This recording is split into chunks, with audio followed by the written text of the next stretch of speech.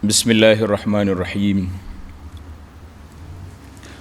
Alhamdulillahi rabbil alamin wassalatu wassalamu ala rasuli rabbil alamin wa ala alihi wa sahbihi ajma'in. Allahumma 'allimna ma yanfa'una wa dhakkirna ma nasina wanfa'na bima 'allamtana wa zidna 'ilma. Wala haula wala quwwata illa billahil 'aliyyil 'azim wa ba'd. Alhamdulillah, kita dapat teruskan perbincangan kita dalam kitab Hikayatun Fiqhiyah. Nama kitab kita ni Hikayat Fiqhiyah, kitab hadis yang menceritakan cerita tapi hukum dalam tu. Hikayat kita dalam siri yang ke-27 ini iaitulah kisah dua beradik ataupun tiga beradik. Nama dia Hamnah binti Jahshin dengan Zainab binti Jahshin. Seorang lagi nama dia Ummu Habibah binti Jahshin.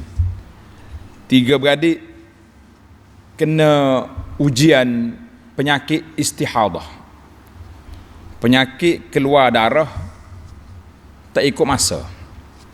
Bukan darah haid, darah lebih daripada haid. Itu dalam bahasa fiqh dia panggil istihadah. Kalau haid itu darah normal. Kalau istihadah darah luar biasa. Luar biasa. Ini menunjukkan syumulul Islam. Islam ini undang-undang dia lengkap.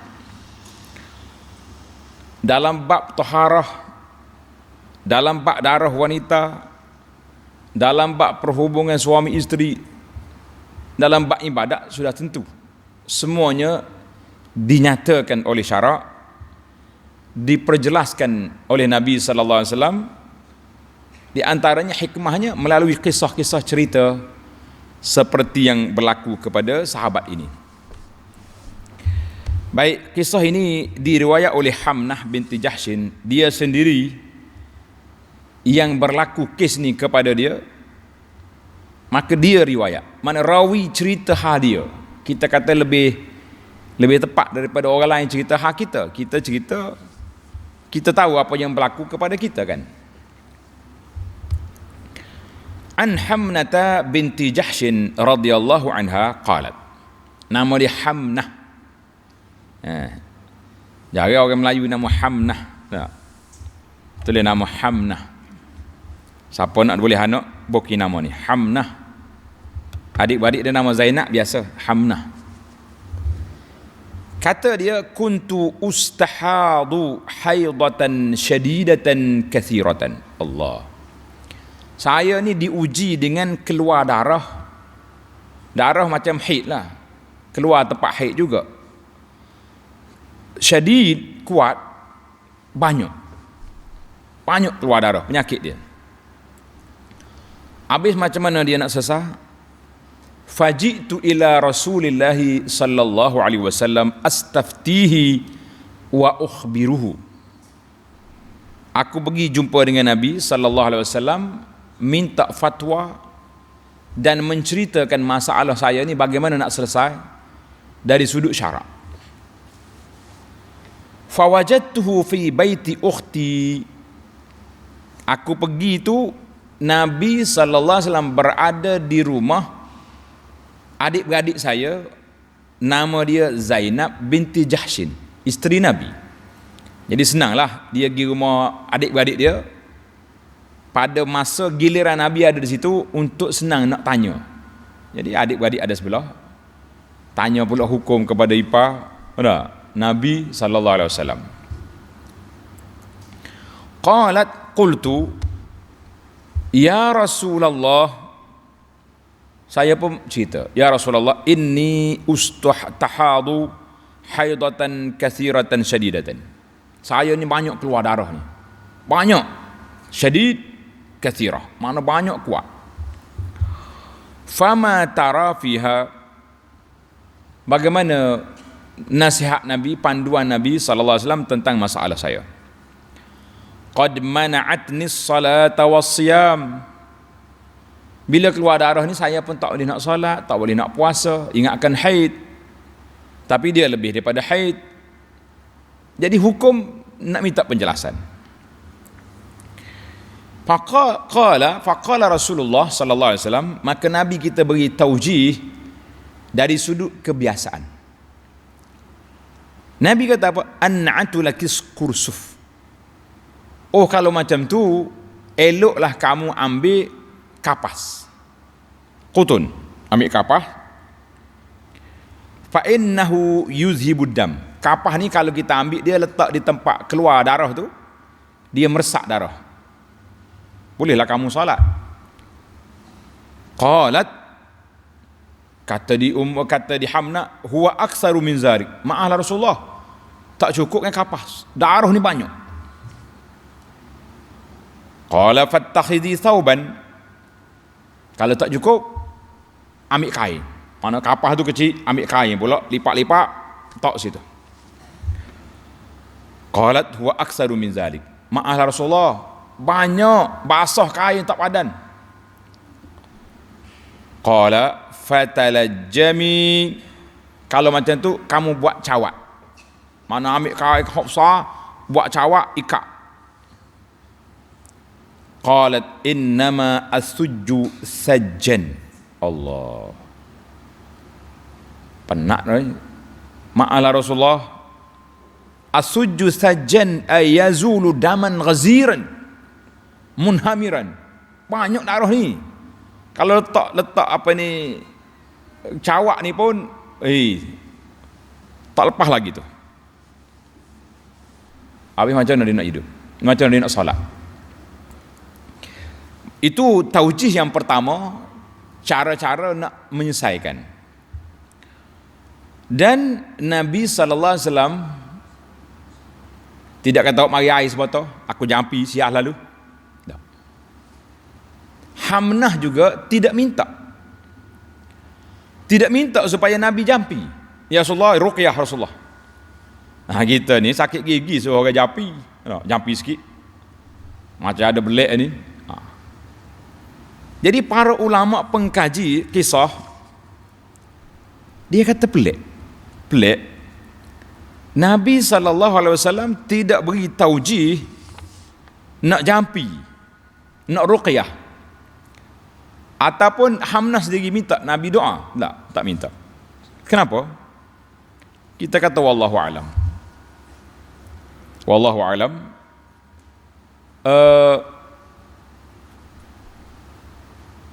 Apa sebab? Ada setengah para ulama mengatakan sebab dianya nak Nabi kita sallallahu alaihi wasallam ajar kepada dia secara manual, maknanya secara biasa ya. Tak usah sibuk dengan japi-japi. Benda ni benda biasa, keluar darah ni tutup tempat dia tu, insya-Allah boleh selesai. Dan darah ni pun bukannya keluar sentiasa, mungkin sakit ni sebulan dua lepas tu hilang. Baiklah, kemudian Nabi bagi taujih, bimbingan yang kedua, yang tadi cara manual untuk selesaikan darah, yang ni untuk menyelesaikan cara nak solat. Oleh kerana darah ni banyak, maka Nabi bagi. Faqala, Nabi SAW bersabda, sa'amuruki bi amrain. Aku akan bagi panduan kepada kamu dua cara. Ayyuhuma fa'alti faqad ajza'a anki minal akhar. Mana-mana salah satu cara ni kamu buat, cukup. Boleh berlaku dua-dua maknanya. Pilihlah nak mana. Fa in qawiti alaihima, hak mana mu rasa kuat, jiwa kamu lebih tenang nak buat salah satu daripada arahan aku ni, fa anti a'lam. Mu lebih tahu dengan dirimu. Maka Nabi suruh kepada pilihan Hamnah.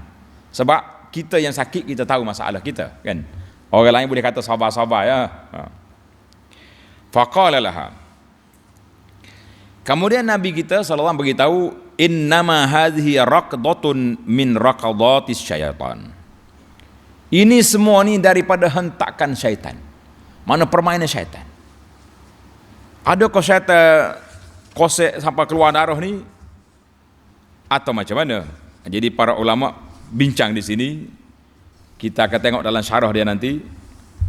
Ada para ulama mengatakan, memang syaitan kacau sehingga orak dia terbuka, keluar darah. Ada kata tak.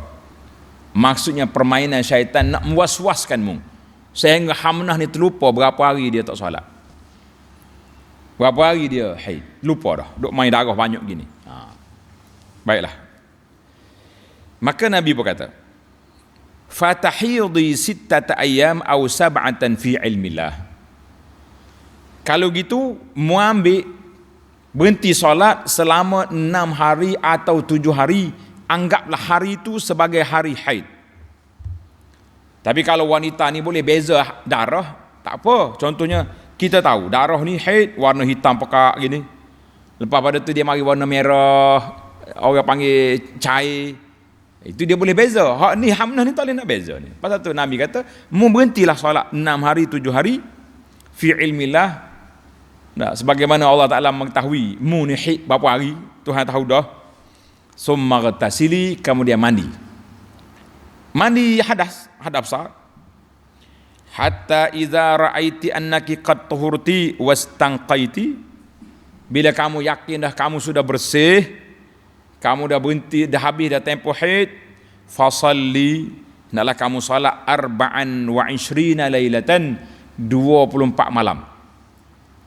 Au 23 atau 23 malam. Sebab apa? Manakala kita ambil 6 hari, kita solat 24. Kalau kita ambil haid seminggu, 7 hari, solat 23. Itu dia panggil, kita sudah pergi kepada kira-kira.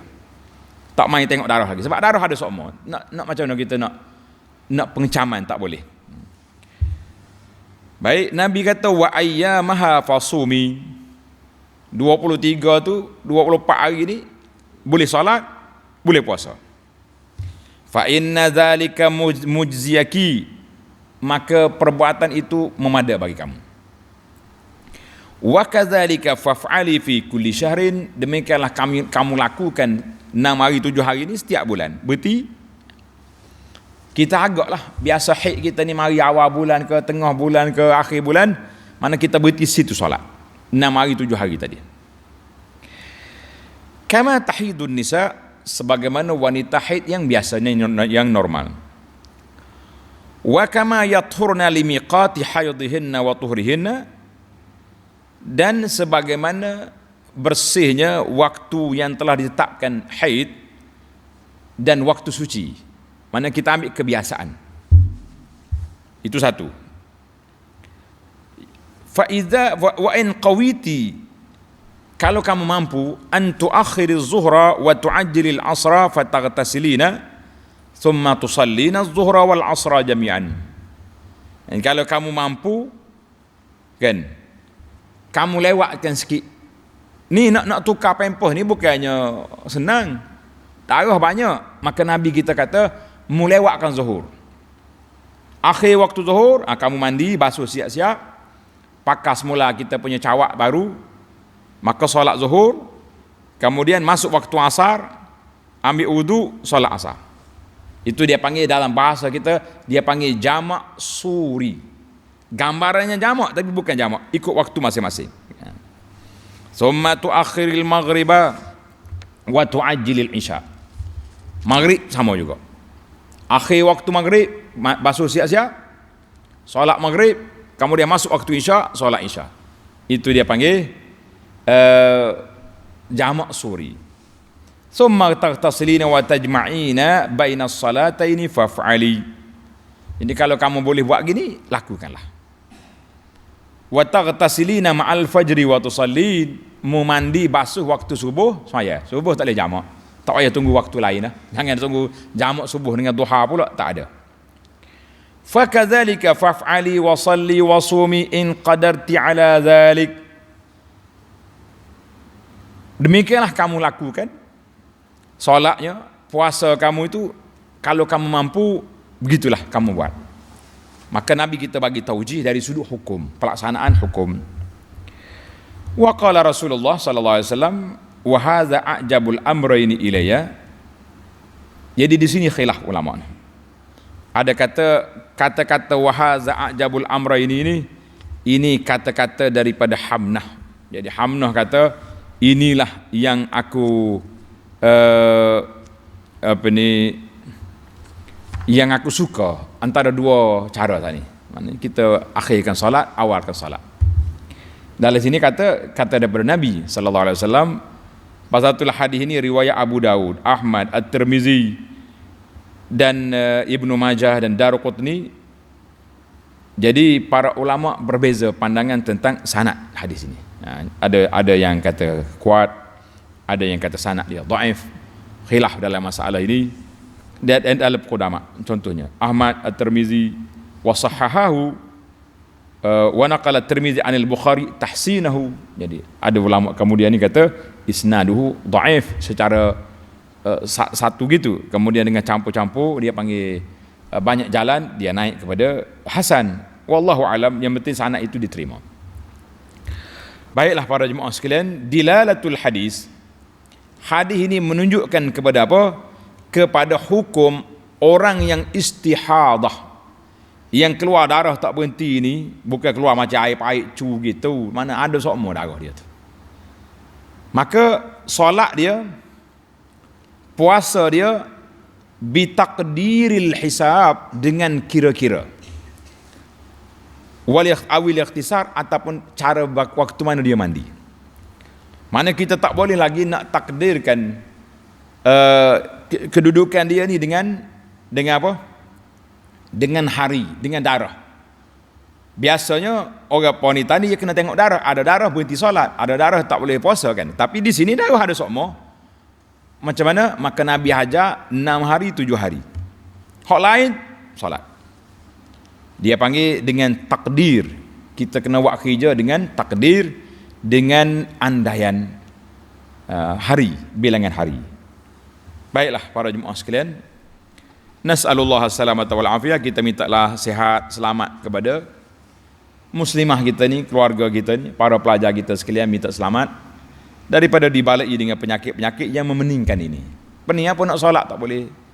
Yang ada suami dia pun pening. Macam mana nak kira ni kan? Baik. 10 isu dalam kisah ini yang kita nak korek, nak kita bincangkan. Yang pertama, kita nak kenal rawi hadis, sahibatul hikayah. Tuan cerita ni nama dia Hamnah binti Jahshin al-Asadiyah, adik-beradik kepada Zainab binti Jahshin Ummul Mukminin. Mana dia ni ipar Nabi sallallahu alaihi wasallam. Siapa suami dia? Allahu Akbar, tanda suami dia ni orang sangat masyhur, da'i. Kalau bahasa kita kat da'i, pendakwah yang sangat hebat. Bukan dakwah selebriti ni, dakwah sunnah. Nama dia Mus'ab bin Umair. Mus'ab bin Umair ni guru yang terawal yang dihantar oleh Nabi sallallahu alaihi wasallam mengajar orang-orang Madinah. Nabi kita hantar pergi daripada Mekah ke Madinah jadi guru. Kemudian dia dikawinkan dengan Hamnah. Mus'ab bin Umair syahid di dalam peperangan Uhud tahun yang ketiga. Lepas pada Mus'ab meninggal syahid, Talhah bin Ubaidillah kahwin pula dengan Hamnah. Pada tu kalau kita tengok senarai wanita-wanita di zaman Nabi sallallahu alaihi wasallam, ramai isteri, ramai suami. Sebab apa? Bila suami dia mati, sahabat lain tolong ambil. Kesian, ada anak kecil, ada baby, ada. Jadi dia orang ni tolong. Tempat kita ni jaranglah. Tak. Kalau suami mati, walaupun kawan dia pun tak berani nak tolong. Dia nak tolong. Kawan hak di rumah tu pula tak bagi tolong. Bakhir hangit buat dia ni tak bagi tolong. Padahalnya kawan tu kawan rapat dia. Tolonglah. Apa salah? Tak boleh. Tolong bunga lain boleh. Tolong bagi berah boleh. Tolong bagi suami, berbagi suami tidak. Baik.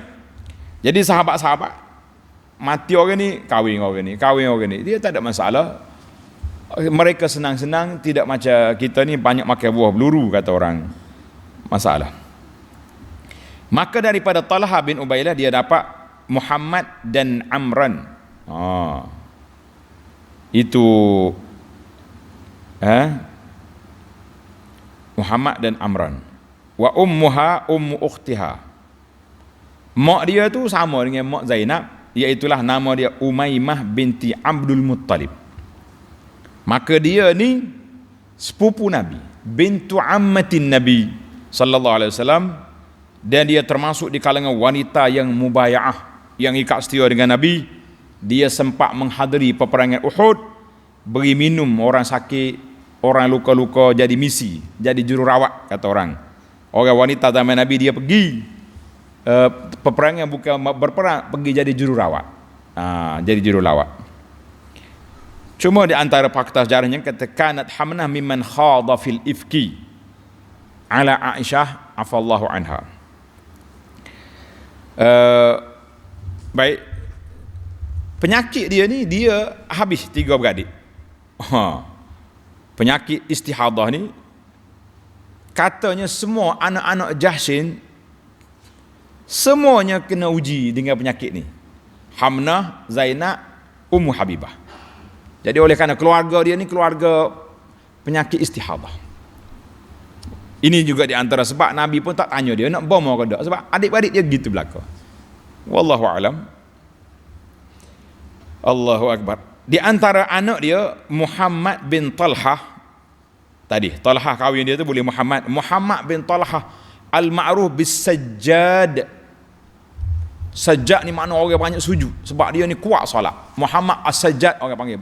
Muhammad kuat solat. Sedap ke dengar cerita tu. Muhammad apa mana tu? Muhammad sujud kuat tu. Muhammad mana? Hoduk ngaji Quran banyak. Sedap.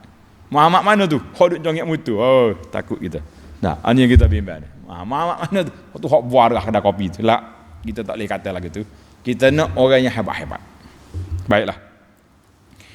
Adapun adik-beradik dia Zainab binti Jahshin, Ummul Mukminin, adik-beradik kepada Abdullah bin Jahshin. Allahu akbar. Orang hebat belaka ni. Dia ni anak sepupu Nabi, anak kepada Umaymah binti Abdul Muttalib. Dia asal Zainab ni cerita panjang, long story kata orang. Nabi kahwinkan dia dengan Zaid bin Harithah. Kan Zaid bin Harithah ni hamba Nabi sallallahu alaihi wasallam, Nabi kita merdeka dia. Zaid ni hamba. Zainab keturunan Quraisy, bangsawan, kan, orang hebat. Lepas tu ialah takdir Allah SWT, tidak kufu dua ni. Tak kufu. Akhirnya Zaid minta izin nak cerai Zainab. Orang panggil tak ngam. Tak boleh duduk sekat, tak boleh masuk lain. Bila Zainab berpisah dengan Zaid, Allah Ta'ala turun ayat Quran. Falamma qada Zaidun minha wataran zawwajnakaha. Bila selesai Zaid dengan Zainab ni bercerai, selesai ada iddah dia, Allah kata zawwajnakaha, aku kawinkanmu dengan Zainab. Allah kawinkan min fawqil arsy, daripada arasy. Sebab apa? Bila waliyin bi amrillahi wa bi nassi Quran yutla ila yaumil qiyamah. Kita baca ayat Quran sampai kiamat, perkahwinan Nabi dengan Zainab. Tanpa wali, tanpa syahid. Allah Ta'ala kawinkan. Zawwajnakaha, kami kawinkan. Maka Zainab bila ada kes dengan isteri-isteri Nabi hak lain, dia bercakap. Dia kata zawwajakunna ahalikunna. Kamu semua ni yang kahwinmu dengan Nabi, ayahmu, wali kamu. Wa zawwajanillahu min fawqi arsyihi. Allah Ta'ala kawinkan aku daripada atas arasy. Masya Allah, tabarakallah. Ini kata di Zainab. Maka Zainab ni, dengar ni makcik-makcik ni, kenapa jadi lagu ni? Allah SWT nak batalkan suatu adat jahiliyah. Adat jahiliyah ni, siapa dia ambil anak angkat, dia boleh bin kepada dia, Zaid bin Muhammad sallallahu alaihi wasallam. Maka turun ayat Quran larang, ud'uhum li abaihim huwa aqsatu indallah. Allah kata panggil mereka dengan bapa dia, jangan panggil bin. Mana kita kena panggil Zaid bin Harithah. tukar daripada Zaid bin Muhammad kepada Zaid bin Harithah. Undang-undang ini sampai ke hari kiamat. Hari ini pun siapa dia ambil anak orang buat anak angkat, jangan takbir dia. Siapa dia letak bin dia anak orang lain, maka orang ini dilaknat oleh Allah Azza wa Jalla. Siapa dia ambil anak angkat, begitukan nama. Buat aku surat sumpah bahawa anak ni anak fulan, bukan anak saya, tukar, jangan takbir kita. Ini bahaya. Maka nak membatalkan adat jahiliyah ini, Allah SWT takdirkan bercerainya Zainab, Nabi pun kahwin. Bila Nabi kahwin, gegak gempita puak arak, Nabi kahwin dengan menantu. Ada ke tua menikah dengan menantu? Jadi menantu tu menantu angkat, bukan menantu sungguh. Maka Zaid dikembalikan ayah dia, Zaid bin Harithah, bukan bin Muhammad. Zainab iaitulah menantu angkat, itu bukan menantu. Boleh kahwin dengan Nabi SAW. Rezeki dia. Tapi penatlah. Kanat min sayyidatin nisa. Zainab ni di antara wanita yang hebat dari sudut agamanya, waraknya, dan seorang yang jud, sangat pemurah. Allahu Akbar. Kata Aisyah, Zainab ni berlawan dengan aku di sisi Nabi SAW, masing-masing hebat. Aisyah dengan hebatnya, Zainab dengan hebat begini. Walaupun Zainab tu kahwin sudah janda dengan Zaid, tetapi kehebatan dia kata dekat. Tusamini fil manzilah, dekat-dekat dengan aku ya. Sehingga Aisyah kata, ma ra'aitu mar'atan, aku tak tengok lagi wanita yang hebat beragama min Zainab, daripada Zainab. Itu pujian Aisyah kepada madu dia. Atqalillah wa asdaqu hadithan, seorang yang sangat benar percakapan, wa awsilu lirrahim, orang yang suka hubungi silaturahim, wa a'zamu sadaqatan, orang yang suka bersedekah. Masya Allah, tabarakallah. Maka Zainab ni di antara kelemahan dianya, tak boleh pegang duit, tak ada harta. Mari harta, orang panggil allowance, habuan kepada ummahatul mukminin, orang mari atas pagi ni, petai kagak licin, habisnya bagi dia. Allahu Akbar. Dan dia ni dikenali dengan nama Ummul Masakin, mak orang miskin, ibu orang miskin. Tapi kerja kuat. Dia kerja buat ni. Dia samak kulit, jahit baju ni. Allahu Akbar. Duit tu untuk apa? Sedekah. Masya Allah, tabarakallah. Maka Nabi SAW pernah bagi tahu, yatba'uni atwalukunna yadan.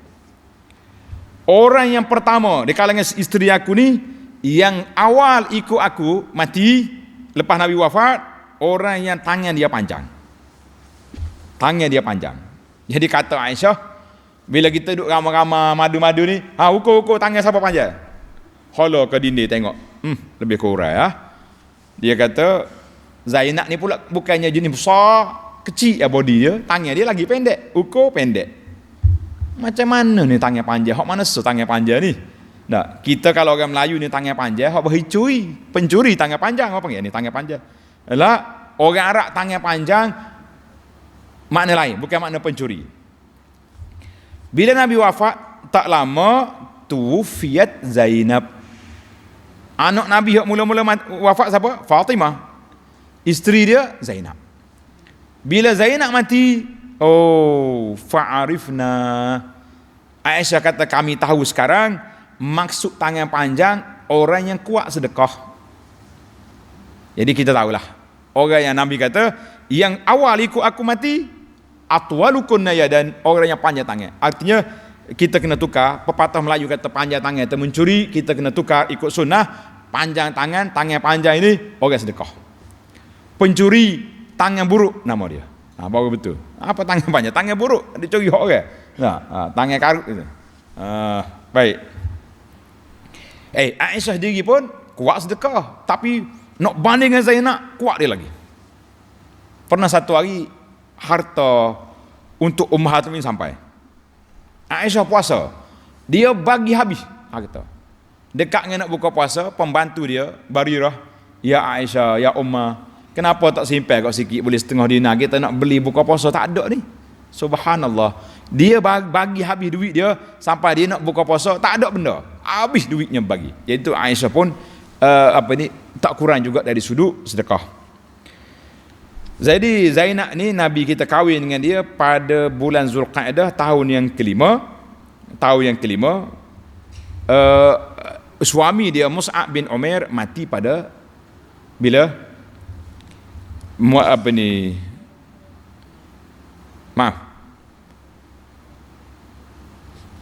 Zaid. Ni Zaid. Mus'ab bin Umair tadi adik-adik dia Hamnah. Tarik balik. Maknanya Nabi kahwin dengan dia pada Zulqa'dah tahun yang kelima. Wahya yauma idzin, pada hari itu umur dia 25 tahun. Muda lagi lah. 25 tahun. Dan dia mati sanata isrin, tahun 20. Tahun 20 maknanya Nabi wafat tahun 11. Jadi selepas 9 tahun pada itu. Wa shalla 'alaiha Umar, Sayyidina Umar salat, dan Ibnu Umar. Waktu wafatnya Ummul Mukminin Zainab, Sayyidina Umar bagi arahan alla yakhruju ma'aha illa zu mahramin. Jangan siapa ikut jenazah ini kecuali mahram dia saja. Mana solat tak apa, ikut pergi kubur mahram saja. Faqalat bintu Umais, seorang wanita lagi mari, ya Umar, saya nak bagi pandangan, boleh tak? Boleh. Dia kata, aku tengok di Habasyah Ethiopia, kalau wanita mereka mati, dia letak mayat atas naksh, atas keranda, kemudian dia buat tudung. Macam kita kat tudung keranda kan? Tudung keranda tu. Kemudian ditutup dengan kain. Faqala ma'ahsana hadza. Umar kata, oh cantik kita punya cerita pandangan ini. Kemudian Sayyidina Umar pun buat dia tutup. Umar pun panggil, ani khuruju ala ummikum. Semua orang boleh ikut jenazah ibu kamu Zainab. Sebab apa? Sebab ini kematian pertama Ummul Mukminin. Jadi Umar pun tak ada idea lagi macam mana. Maka idea dianya orang panggil buat tudung keranda. Mari pak kita sini nya tudung belaka laki-laki dengan perempuan pula dah. Tukar habis. Patutnya kita kena buat dua juga. Laki-laki rendah tudung, perempuan tudung tinggi. Kalau di Mekah kita kena. Hak laki-laki mayat dia bungkus gitu ya nampak. Yang perempuan ada tudung atas. Barulah kita rasa kita semaya ni jenazah duduk depan ni. Nampak guling. Tak lama aku guling juga ni. Ni tudung kain nuduh pula macam-macam tulisannya letak janguk kata orang. Dah. Elok juga pandangan Sayyidina Umar ni. Zainab radhiyallahu anha telah meriwayatkan 11 hadis saja. Ittafaqal Bukhari wa Muslim ala hadisaini minha. Baik, habislah cerita. Cerita kita menarik, jarang-jarang dengar cerita Ummul Mukminin, seronok kita. Jadi kita semula kita ulang balik. Zainab ni kahwin dengan Zaid, kemudian bercerai, kemudian Nabi kita salah kahwin dengan dia. Lepas pada Nabi tak ada siapa boleh kahwin. Dia sudah bertitle ibu kepada semua orang mukmin. Tak ada siapa boleh kahwin dengan isteri Nabi. Sebelum Nabi kahwin tak apalah. Semua isteri Nabi janda belaka hak lain tu. Kecuali Aisyah. Adapun Hamnah, suami dia Mus'ab bin Umair, kan? Baik. Kita berpindah kepada hukum. Yang ketiga al-istihadah. Apa dia istihadah ini? Iaitu an-nazif al-mustamir. Darah yang keluar berterusan, warna dia merah biasa. Berbeza dengan darah haid. Biasa darah haid ni biasa darah dia hitam, pekat. Ada campur merah kuning gitu. Ni. Orang panggil darah kotor. Orang perempuan dia tahu darah dia. Kita ni kalau dengar cerita orang ni, kan? Tempoh haid pula dikenali. Ada orang seminggu, ada orang 10 hari, ada sampai 2 minggu. Maka setiap wanita tu berbeza-beza. Wanita berbeza-beza, tak sama. Oh ni 6 hari, ni 5 hari, ni seminggu, ni 10 hari, tak sama. Dia tengok kepada awamil al-wirasiyah, faktor genetik keluarga dia tu. Jadi biasa wanita ni di antara 6 hari 7 hari, ada yang kurang. Apa yang berlaku kepada Hamnah ni, iaitulah tadakhul, campur darah dia tu. Haid tak tahu mari mana, haid istihad mana darah tu lebih lama tak berhenti-henti, maka itu dia panggil istihadah. Dan kebetulan pula dia tak mampu nak bezakan warna darah. Kalau boleh beza tak apa, sekarang ni tak boleh beza, maka dia tak tahu nak solat bila, nak puasa bila. Jadi dia paksalah pergi jumpa dengan Nabi sallallahu alaihi wasallam, minta fatwa, minta panduan bagaimana nak menyelesaikan masalah. Cerita yang keempat, Nabi kita sallallahu alaihi wasallam telah ajar kepada dia supaya mula-mula guna kapas, kursuf. Tak pada kapas, kain. Tak pada kain, cawat. Itu kita dah dengar tadi. Yang kelima, daripada penyelesaian secara fizikal, Nabi kita ajar pula kepada al-hulul, penyelesaian secara amali, macam nak buat. Cara nak berhenti, nak tutup darah tu, mu pandai-pandailah, kan?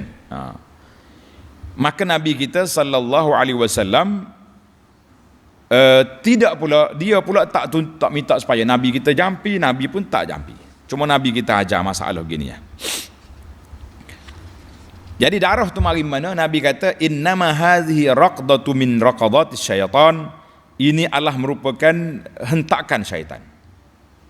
Jadi berbezalah ulama sini, ada kata syaitan kaca sungguh. Syaitan kaca siapa terbuka jalan darah tu keluar. Ada ulama kata dah. Maksud di sini iaitu syaitan telah membuat sesuatu perkara yang menyebabkan Hamnah ni kebingungan, kehairanan. Berapa hari aku haid tak ingat. Darah ni darah haid ke darah penyakit pun tak boleh nak kesan. Mana permainan syaitan tu kuat. Mana dia duduk dalam keadaan al-hirah. Allahu Akbar. Orang perempuan kalau kena lagu ni memang letih dia. Ana beli satu kitab yang ditulis oleh seorang ulama mazhab Syafi'i, nama dia Ahkam Al-Mutahayyirah. Besar ni kitab. Ahkam Mutahayyirah ni hukum wanita yang kepeningan, kebingungan dalam masalah haid. Dia buat panduan. Kalau lagu ni darah dia, kalau kita baca, kita bingung juga. Penipah kita kata orang. Nak selesai masalah. Pasal tu lah orang duk perli, puak-puak ustaz tu pandai haid dengan nifas itu, tak pandai isu-isu semasa politik. Saya kata kalau awak pandai haid dengan nifas, alim orang tu. Jangan main-main. Nah, bab politik ni siapa boleh kelentung? Nak kata apa? Hak politik tak betul lah. Hak politik betul-betul ikut ajaran Islam, ikut syariah itu ramai, alhamdulillah. Hak politik keluk-keluk ni panggil politik SD ni masalah kitanya. Lompat sana, lompat sini. Jangan cara orang. Balik cerita kita. Maka yang keenam, Nabi kita sallallahu alaihi wasallam telah meletakkan dua penyelesaian. Maknanya dia kena ingat berapa hari kebiasaan haid dia. Ingat, 6 hari 7 hari. Kalau dia ingat waktu bila? Awal bulan, tengah bulan, akhir bulan. Maka dia pun berhentilah 6 hari 7 hari, kemudian 24 atau 23 hari lagi dia solat dan dia puasa. Wabil tabi'i, maka wuduk dia kena ambil lah setiap masa, sebab darah tu keluar sentiasa kan. Cara yang kedua Nabi kita selesaikan masalah, mandi 3 kali sehari. Maknanya mandi subuh, kemudian mandi untuk zuhur dengan asar, kemudian mandi untuk maghrib dengan isya. Di sini kata di para ulama, mandi itu tidak lazim. Cuma hak wajib mandi sekali saja selepas tamat 6 hari 7 hari yang dijangka haid itu. Yang lain-lain itu kalau nak mandi, itu dia panggil sunat mandi. Bukan wajib mandi kerana haid. Mandi tu basuh lah, dia punya muka darah keluar. Pada itulah kata dalam riwayat lain kata, Hamnah ni memang dia mandi. Dia sendiri tu ambil inisiatif mandi. Tak apa. Jadi dia dua cara, dia panggil jamak suri. Setengah ulama kata kalau tak mampu jamak suri, jamak sungguh pun harus bagi dia, sebab masyakkah yang dia ada gitu. Baiklah. Perkara yang ketujuh, zahir daripada hadis ini bahawa dia lebih suka kepada cara yang kedua. Apa dia cara yang kedua tadi? Iaitulah jamak. Maknanya 3 khijah ya dia. Penat juga dia pun. Sehingga dia kata wahaza a'jabul amrayni ilayya. Cara ini lebih aku suka. Jadi kata di para ulama hunaka qaulun bi anna hadhihi ziyadah min qaulati Hamnah. Bukan daripada sabda Nabi. Hamnah yang kata, aku lebih suka ini. Jadi para ulama kata tak wajib mandi. Tak wajib mandi mengikut pendapat jumhur, salaf dan khalaf.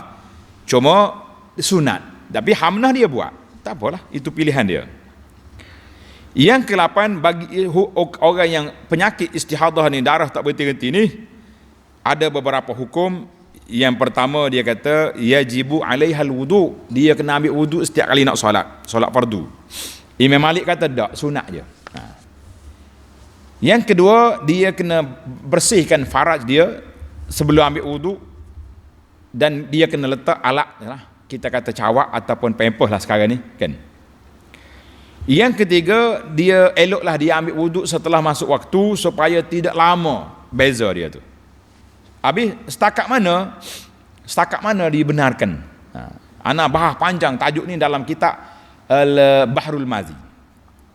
Tuan-tuan boleh tengok dalam kitab Bahrul Mazi, kita mengajar di Masjid Kuala Krai 2-3 minggu duk bahas bab istihadah ni. Panjang. Syekh Al-Marwawi rahimahullah taala panjang dia tajuk ni. Maka elok setakat mana dibenarkan? Boleh. Kita masuk waktu, contohnya kita ambil wudu. Kemudian kita daripada rumah kita berjalan pergi masjid. Sampai di masjid kita tunggu qamat. Itu semua tu dibenarkan. Tempoh. Tapi kalau lama sangat tak boleh lah. Kan? Yang keempat, waktu darah tu keluar, elok suami tu sabar dulu. Tapi kalau dia nak juga, sebab dah suami pun main dengan banjir buah air merah ni lama sangat, benar lah, tak apa, dibenarkan berenang dalam banjir merah. Dah, kalau tergamuk lah. Dia tak cakap tak tergamuk, main dengan sebab ni, Allah, cara hari pula kita. Baik, yang ke-9, halal harus bagi orang istihadah ni solat boleh. Mana setelah dia bersih, pakai pampers, molek-molek, ambil wudu, maya. Boleh. Nak maya fardu sunat, solat, tidak jadi masalah. Puasa, boleh puasa. Ramadan ke, puasa sunat, boleh. Iktikaf di masjid, boleh. Dengan syarat, pastikan jangan tiris dia punya pampers. Apa dia orang panggil pampers ni, orang budak. Pampers lah belakang dia. Orang perempuan apa dah pampers. Baca Quran, boleh. Pegang Quran, boleh. Semua ibadat yang memerlukan taharah semuanya boleh belaka. Pasal itulah kata ulama fiqh, kalau solat yang paling besar pun boleh, tak kalah dengan suami tak boleh. Saya kata atas suami, kalau rasa nak berenang dalam buah air merah, silakan, tidak jadi masalah. Mana hukum harus, hukumnya harus. Baik, yang ke-10, apa yang kita dapat belajar daripada kisah sahabat ini, di mana mereka sifat dia malu, pemalu orangnya, tetapi dalam isu agama, isu ni mereka tidak malu untuk bertanya, mereka tidak malu untuk minta fatwa, sebab mereka tak nak buat, suka-suka ya. Ni saya buat sendiri gitu lah ustaz, nak tanya ustaz malu, subhanallah, nak tanya ustazah tak jumpa cari, akhir kali pakai moteng gitu ya. Ni ramai kita dapat maklumat, wanita hari ni kalau dia beranak, dia tak semaya sampai 60 hari. Sedangkan nifah dia 30 hari. Mana 30 hari lagi dia tak semaya. Dia kata, orang kata 60 hari, tak semaya lah dia. Hak betul lah, hak malah dah pula pakai jadi. Mak dia pula tak tanya khabar. Suami dia nya bila hari hak 30 tu, hak lain tak kira dah. Subhanallah. Baiklah para jemaah sekalian, jangan malu bertanya dalam hukum. Tapi tanya sungguh lah. Kalau bakal main-main nak tanya tak salah, buat nyusah kau ustaz. Baiklah, tamatlah kita. InsyaAllah kita akan sambung lagi kisah yang menarik seperti ini yang dalam siri yang akan datang insyaAllah. Subhanakallahumma wa bihamdika asyhadu an la ilaha illa anta astaghfiruka wa atubu ilaih. Wa sallallahu ala nabiyyina Muhammad wa ala alihi wa sahbihi ajma'in walhamdulillahi rabbil alamin. Jadi untuk maklumat tajuk ni yang panjang, tuan-tuan tengok kuliah saya syarah kepada kitab Bahrul Mazi, sangat detail maklumat di sini insyaallah. Sekian, assalamualaikum.